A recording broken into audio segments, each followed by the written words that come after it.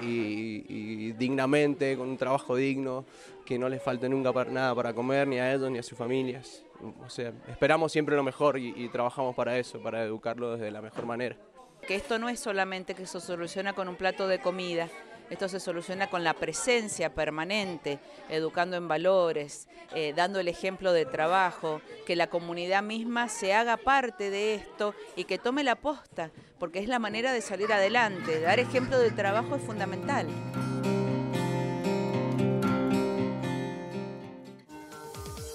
Bueno, la tarea solidaria, mucho amor, pero también muy conceptual esto, ¿no? Cómo salir adelante. Es cierto, ahí estaba la referencia para ayudar si pueden. ¿Cambiemos de tema? Hablamos del caso Carletti. Sofía Fernández, ¿qué pasa con Juan Carlos Guerrero, su pareja? ¿Está dentro, afuera? ¿Tiene prisión o no? Es un laberinto para la justicia misma, porque creo que ni siquiera ellos lo entienden. ¿Qué es lo que va a pasar mañana en la Fiscalía del Valle de Uco? Bueno, es que finalmente, supuestamente, se va a resolver esta situación de si les otorgan o no la libertad. Porque recordemos que el jueves pasado ambos obtuvieron la libertad plena. Es decir, que ya no estaban vinculados a la causa. Tenían que quedar libres a la medianoche de ese mismo jueves. ¿Qué pasó? Nada. Entonces, al día siguiente, es decir, ya el viernes, pasa 24 horas. El día sábado a primera hora, el Ministerio Fiscal ya estaba diciendo, el Ministerio Público Fiscal, nuevamente los estaba imputando. Los vuelve a llamar, los vuelven a citar, les dicen la nueva imputación, que es la misma que tenían antes, es decir, partícipe primario necesario en el caso de Juan Carlos Guerrero y partícipe secundario en el caso de Susana Hurtado, y los vuelven a, diríamos, a condicionar su libertad, y Juan Carlos Guerrero vuelve al penal de Boulogne-sur-Mer y Susana Hurtado a la dependencia, en realidad en el domicilio donde está, porque tiene prisión domiciliaria. Mañana se va a presentar esto, que son las nulidades y objeciones que va a presentar justamente en una audiencia procesal Pablo Casabán. Y bueno, vamos a ver qué pasa también con Eber Guerrero, porque hasta el momento no le han dado la libertad y recordemos que ya tiene la libertad otorgada. Bien, gracias Sofía, mañana actualizaremos. Sí, todas las miradas están vistas en cómo avanza la investigación por este caso, ¿no? Seguramente nos dan novedades día a día. Otro Cambiemos caso de que tema. tiene que ser investigado y que queremos los argentinos saber la verdad es el Ara San Juan. Todavía no hay novedades de los 44 tripulantes, ni siquiera dónde está el submarino. Hoy hubo dos novedades. Por un lado, saber que aparentemente van a cambiar de empresa que prosiga la búsqueda y se cae la licitación originaria que había motivado o movilizado el gobierno nacional. Sí, la licitación para el rastrillaje queda sin efecto entonces porque le dieron de baja a la preadjudicación a la empresa española que iba a encargarse de esta búsqueda. Desde el gobierno dicen que en una semana van a elegir a la nueva compañía y la favorita sería una norteamericana que es Ocean Infinity. Bueno, hoy además hubo una larga reunión entre el ministro de Defensa, que es Oscar Aguad, y los familiares de los 44 tripulantes que desaparecieron, como ustedes saben, o cuyo último contacto en realidad existió el 15 de noviembre pasado por la mañana. Mientras tanto sigue el acampe, recordemos, frente a Plaza de Mayo, con algunos familiares encadenados, esperando que se reanude y con todas las fuerzas la búsqueda del submarino y de los tripulantes. Entre ellos está Moyano, la esposa de Hernán Rodríguez, la mendocina. Claro. Entre ellos, no desactivan esta medida, a pesar de las promesas de Oscar Aguad en la jornada de hoy. Veremos entonces si se hace cargo esta nueva empresa para buscar al submarino. ¿Noticias nacionales? Las resumimos así, fíjate. Cerró 25%. Con el visto bueno del gobierno, Comercio activó la revisión paritaria y cerró un aumento del 25%. Los más de 1.200.000 empleados del sector ya cobraron un 10% y tenían pendiente un 5% en agosto. Con este acuerdo también van a cobrar 3% en octubre, 3% en noviembre y 4% en enero de 2019. 10% creció en lo que va del año la cantidad de pasajeros en vuelos de cabotaje. A la par, la cantidad de pasajeros que viajaron a destinos internacionales cayó un 4% interanual. El dato, los vuelos internacionales desde y hacia los aeropuertos del interior aumentaron 15%.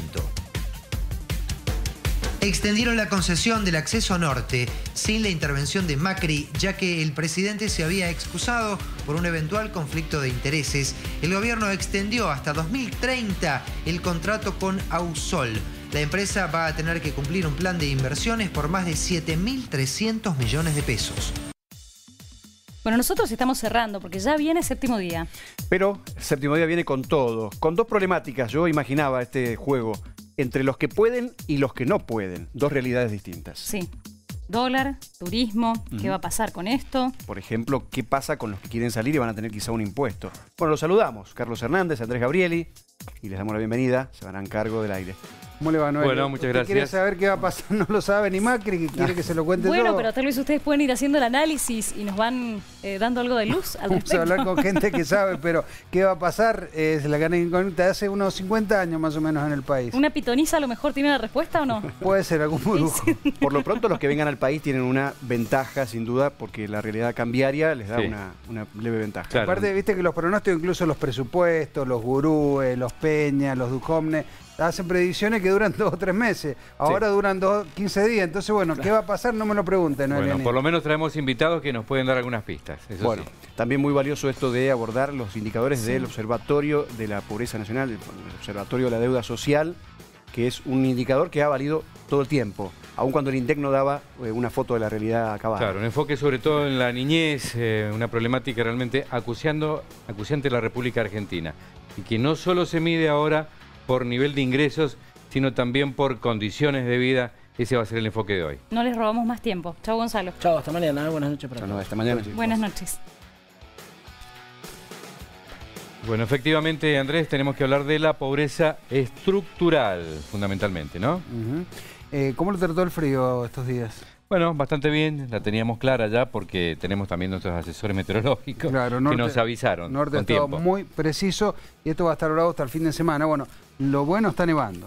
Sí. Norte nos viene advirtiendo que de aquí al fin de semana por lo menos unos 70 centímetros se va a acumular allá a la altura de las cuevas. Eso es nuestro reservorio de agua. Cuando algunos dicen está el mal tiempo, yo digo cuando nieva es buen tiempo, no mal tiempo. Claro, sobre todo cuando nieva en la montaña. Claro. Porque además eso trae turismo a Mendoza. Además, claro, porque estamos frente a las vacaciones, es bueno que haya nieve en los centros de esquí. Por eso todo eso termina siendo un buen combo.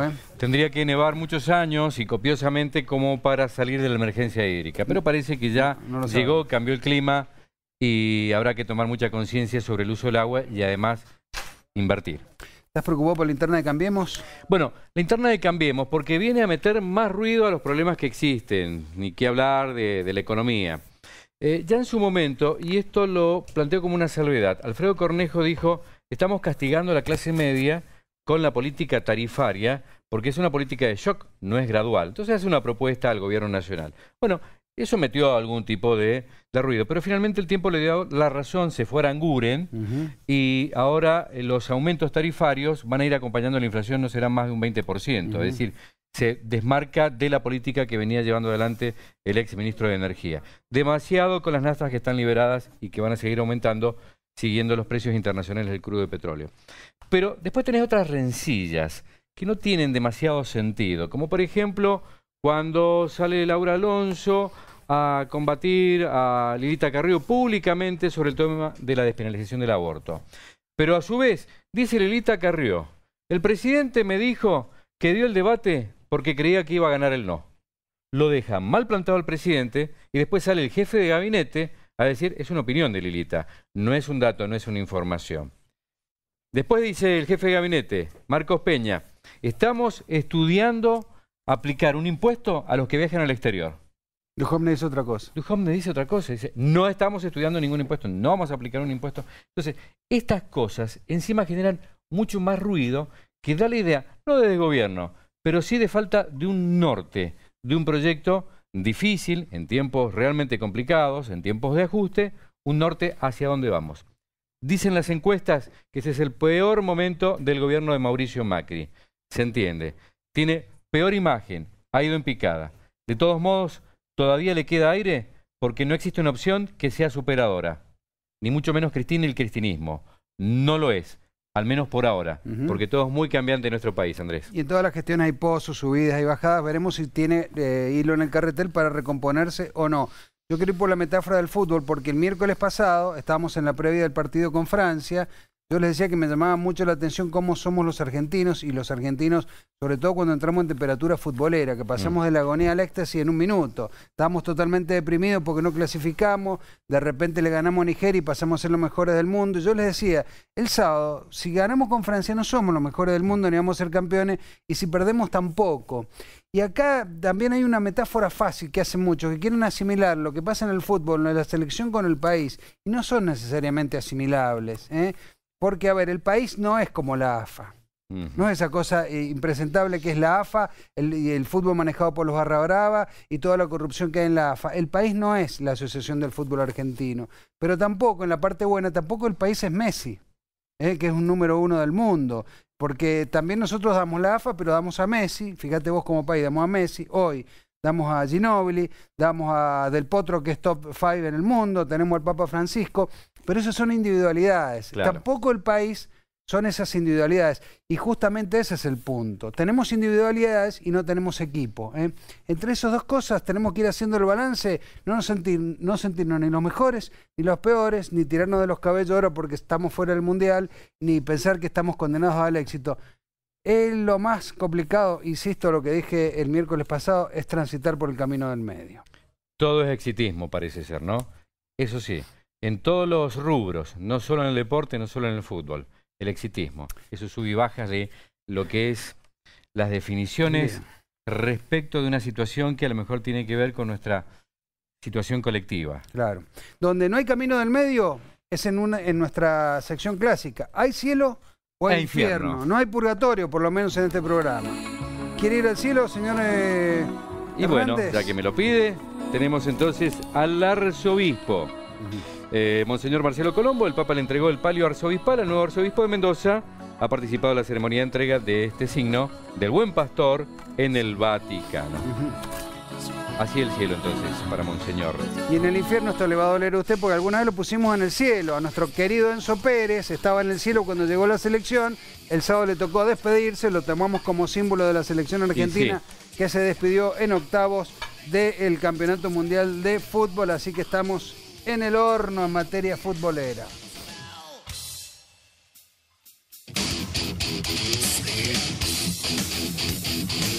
La situación social, Carlos Hernández, está complicada. Usted sabe, cuando los números bajan, sube la inflación, que los sectores más bajos son los más castigados. No solo inflación, dólar, combo, recesión. El combo es bastante duro, así que creo que hay que abusar la visión sobre, digamos, la sociedad argentina. Vamos a hablar con Yanina Tuñón, que es del Observatorio de la Deuda Social, representando a la Universidad Católica Argentina. Esto es estructural, la pobreza que golpea a los niños y no es cambiante como el estado de ánimo de los argentinos, ese exitismo de lo que hablábamos recién. Yanina, gracias por recibirnos, buenas noches. Buenas noches, gracias por llamarme. Nosotros planteamos en la introducción que el análisis que están haciendo ustedes es multidimensional, es decir, que no evalúan la pobreza por una cuestión circunstancial de ingresos, aunque los ingresos, por supuesto, que definen una situación socioeconómica, pero no tan solo eso, sino las condiciones ambientales donde se desarrolla fundamentalmente un niño. Quería que compartiera con nosotros ese análisis con la sociedad mendocina, por favor. Sí, justamente el informe avanza sobre 6 dimensiones de derechos humanos que tienen que ver con la subsistencia, por supuesto, con la pobreza económica, pero también con aspectos que van mucho más allá de la pobreza económica y que tienen que ver con, bueno, el hábitat de vida de los niños, el acceso a la salud, a la estimulación en los primeros años de vida, a la socialización, a la educación y, bueno, y la problemática del trabajo infantil también está presente. En este caso, algunos de los indicadores que tuvieron quizás más repercusiones son aquellos que tienen que ver con la subsistencia y sobre todo vinculados a las experiencias, digamos, de falta de acceso a los alimentos. Esta no es una situación nueva, es importante saber que desde el año 2012 aproximadamente tenemos un 20%, 2 de cada 10 niños en hogares que tienen problemas para acceder a los alimentos en cantidad y calidad.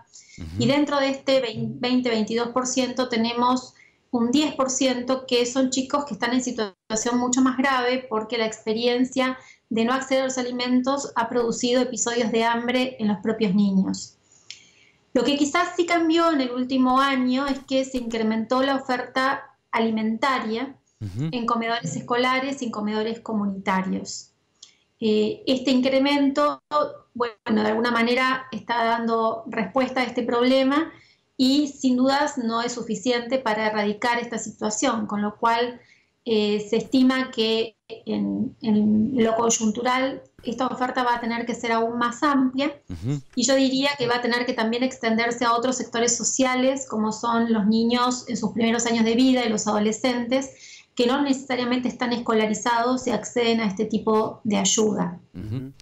Janina, más allá de la coyuntura y es un momento difícil del país, supongamos, seamos optimistas, ciencia ficción, el país empieza a andar muy bien, empieza a crecer a tasas importantes. Esto no se arregla de un día para el otro. ¿Cuántos años demora en ir mejorando más o menos sustancialmente la situación? Insisto, si el país encontrara un rumbo de crecimiento más o menos sostenido. Es una pregunta que la verdad no sabría cómo contestártela porque no es solamente crecimiento económico. Venimos de un par de décadas donde tuvimos un crecimiento a tasas chinas, no sé si se acuerdan. Claro. Claro. Y la realidad es que no tuvimos una clase política a la altura de las circunstancias. Con lo cual yo diría que no solamente necesitamos crecer, también necesitamos que la clase política se ponga de acuerdo y establezca políticas que se constituyan en políticas de Estado, que cambien sustantivamente la vida de los niños, que tengamos capacidad de ofrecer servicios estatales de calidad.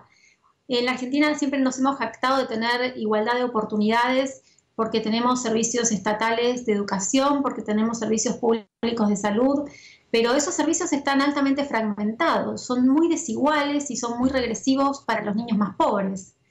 Y no hay una clase política que esté tratando de generar mayor equidad en el inicio de la vida. Y tenemos también escuelas en el sentido de segmentar el acceso por calidad también en el país. ¿Ustedes lo notan eso? Bueno, en realidad las escuelas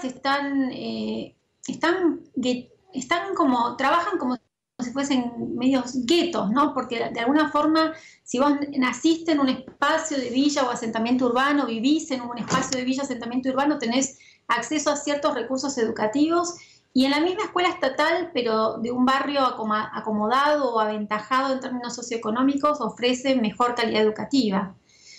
La ley de educación es clara en términos de priorizar a los sectores sociales más vulnerables. Tendríamos que haber llegado al 2010 con una jornada extendida o doble al 30% de la población de los sectores sociales más vulnerables de la Argentina y no hemos avanzado nada. Apenas el 10% de los chicos van a escuelas de jornada extendida y claramente son los chicos de las clases medias profesionales y hasta te diría de la ciudad de Buenos Aires. Con lo cual las desigualdades sociales son muy claras en términos de la estratificación social, pero también hay desigualdades sociales regionales, geográficas. Janina, en materia de los sectores más vulnerables, ¿qué da más chance de zafar? Estoy hablando de zafar, no de pasarla bien, ¿la zona rural o la zona urbana? Y a su vez voy a nivel país, ¿se zafa más en el interior o en Buenos Aires? ¿Queda más chances, digamos, de salvarse un poco? De salvarse un poquito. Bueno, respecto a las zonas rurales, la realidad es que nuestro estudio no llega a zonas rurales, con la cual la deuda social con los niños de las zonas rurales es bastante desconocida. Cuando se hacen los censos de población, te diría que es la única aproximación que tenemos a algunas características de esas infancias. Las encuestas urbanas, como la nuestra, no llegan a esas poblaciones y pensando en la población urbana, te diría que claramente la infancia de la ciudad de Buenos Aires es la más aventajada de todas, claramente por su nivel socioeconómico y socioeducativo. Las áreas metropolitanas, yo creo que las infancias que están en una situación más crítica son las infancias del conurbano bonaerense, pero también se encuentran situaciones bastante graves en los conurbanos de Rosario, en los conurbanos de Córdoba. Diría que la situación de Mendoza urbana es bastante mejor que la de otras áreas metropolitanas. Me queda una consulta desde el tipo, digamos, el punto de vista conceptual. Lo que ha pedido Lilita Carrió, la clase media, que aporte más propinas y changas. Digo, no para hablar políticamente del asunto, sino conceptualmente. ¿Qué le implica a usted? Es decir, ¿cuál es su opinión? Bueno, ella está hablando del derrame, ¿no? Pero ¿va a haber mucho para derramar? Esa es una pregunta. Y segundo, tenemos que trabajar para que haya mayor inclusión real al mundo del trabajo, ¿no? Hoy el 50% de los chicos en la Argentina depende de la atención en el sector público de salud. Esto quiere decir que el 50% de los chicos pertenecen a hogares que sus adultos de referencia están insertos en el mundo del trabajo informal y precario. Claro. Si no, tendrían una cobertura de salud. Entonces, todas las problemáticas que en el mundo de los adultos hoy estamos observando son de una magnitud mucho mayor en la infancia, porque la infancia está fuertemente concentrada en esos sectores sociales. Janina, muy útil esta charla. Ojalá podamos continuarla, digo el ojalá porque lo podamos continuar más adelante con algunos números mejores, con alguna sensación mejor. Hoy es un momento difícil, así que estamos muy agradecidos por su observación y por todos los datos que nos ha dado para darnos más sensibilidad social en este momento difícil, ¿no? Bueno, muchas gracias a ustedes y sí, claro, hablamos cuando ustedes quieran. Gracias. Chao, Janina.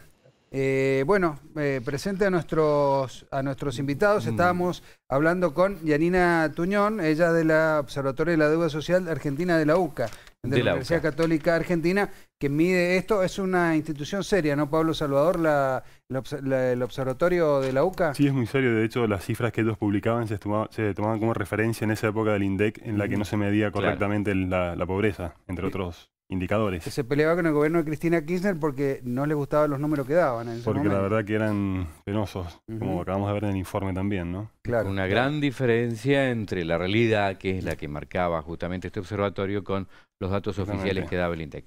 Además de Pablo Salvador, doctor en Economía, se encuentra Marcelo Cuarchetti, es el presidente de la Asociación Hotelero Gastronómico de Mendoza. ¿Qué tal? Buenas noches, ¿cómo andamos? Hola, Marcelo. Hay para ponerle un marco global a la charla, con todos los números que ocurren y que nos estamos perdiendo todos los días, los números de la cotización del dólar, de esto, de la inflación, etcétera. No todos los números son negativos.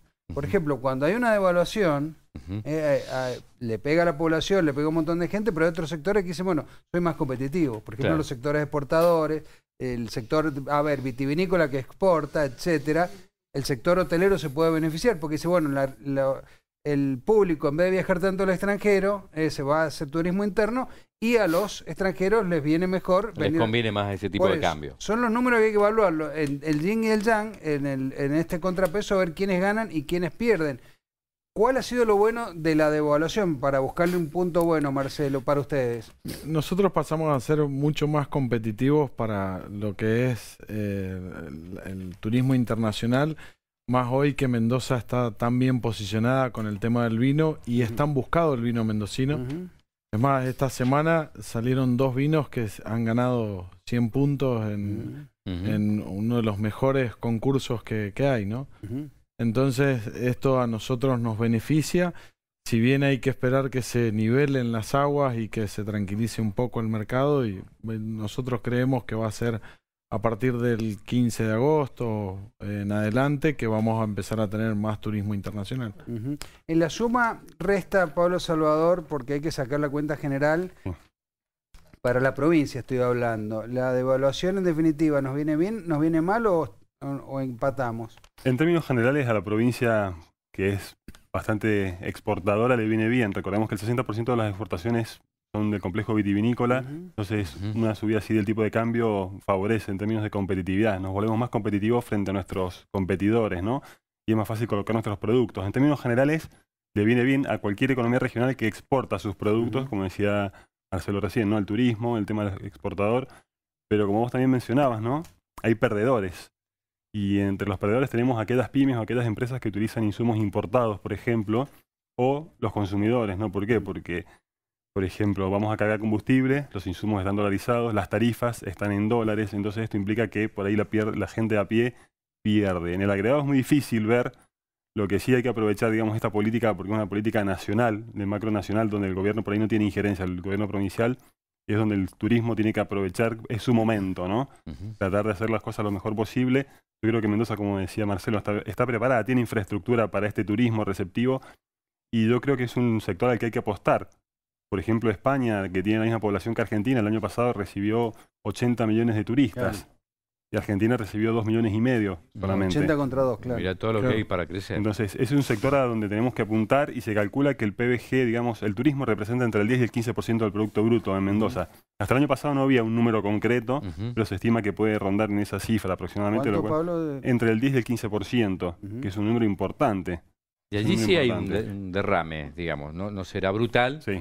Pero algún derrame hay, desde el taxista... Sí, hay mucho empleo directo e indirecto que genera a través, ¿no? Como es bien decir, otros servicios. Ahora, algo que yo le planteé a Marcelo esta mañana, porque a veces vienen las devaluaciones, nos pone más competitivo un momento, pero después empiezan a subir todos los precios y nos igualamos. Entonces uno dice, no me tengo que ir a comprar la ropa a Chile porque me subió a 30 pesos el dólar, pero en 10 minutos nuestros negocios se ponen a la par de Chile y perdemos toda la, digamos, la ventaja competitiva. Sí. ¿Cómo van a hacer el sector gastronómico y hotelero para no irse arriba y que siga siendo, digamos, igual irse a Miami que vacacionar en Argentina? Mira, nosotros por lo menos lo que creemos es que el sector hotelero no puede cambiar las tarifas de un día para otro.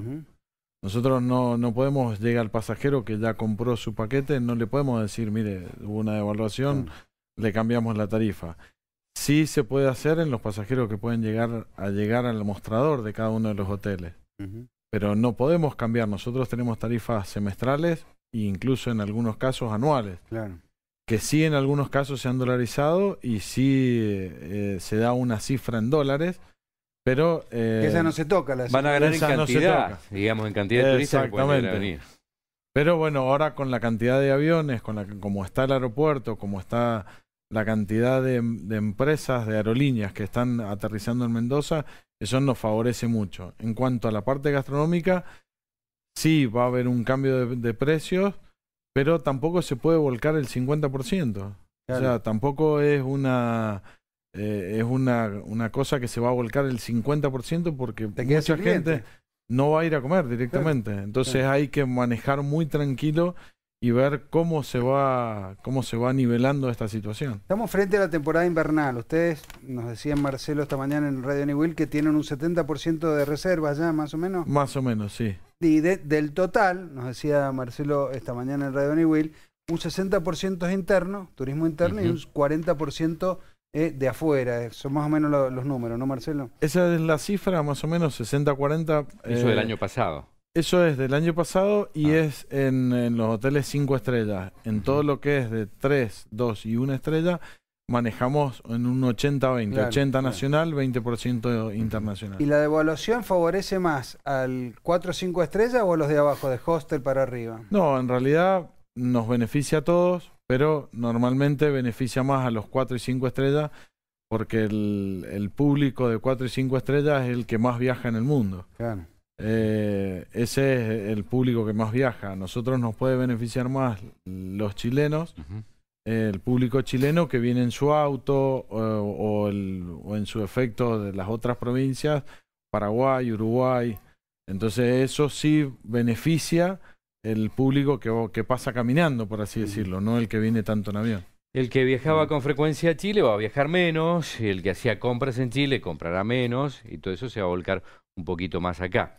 Pero como decía Andrés, hay que tener cuidado con esos proteccionismos, en este caso por la divisa, por el tipo de cambio, porque también te van a subir los precios. Ese es el problema de las devaluaciones, nos volvemos todos un poquito más pobres, ¿no, Pablo? Sí, exactamente, digamos, al subir el tipo de cambio, inmediatamente hay siempre traslado de precio en mayor o menor medida. Hay distintos factores que hacen que haya mayor o menor traslado de precios. Justamente uno de los factores que estamos transitando hoy es el de una caída de la actividad económica. Eso favorece que haya menos traslado a precio cuando aumenta el tipo de cambio, porque las empresas hoy están vendiendo poco o le está costando vender, entonces si encima trasladan el incremento del tipo de cambio van a vender aún menos, con lo cual eso favorecería. Pero hay algo, digamos, que está jugando en contra, que es la credibilidad del Banco Central. Si el Banco Central es creíble, el traslado de precios también es menor. Y estos últimos meses estamos teniendo un poco una turbulencia ahí en el Banco Central, entonces ha perdido con el cierta cambio que ha credibilidad. habido, que ahora está Caputo. Y el mercado lo está testeando al nuevo presidente. Por eso tenemos estas altas y bajas del dólar a diario, ¿no? Y estas intervenciones. Y Ayer bajó un poquito y subió un poquito. Exactamente, y va a estar así. Realmente también está muy relacionado con lo que mencionabas vos al comienzo del programa, ¿no? El tema de voces a favor, voces en contra, un ministro que dice una cosa, otro que dice otra. Esto no ayuda. En este momento de crisis, y sabemos que las pymes...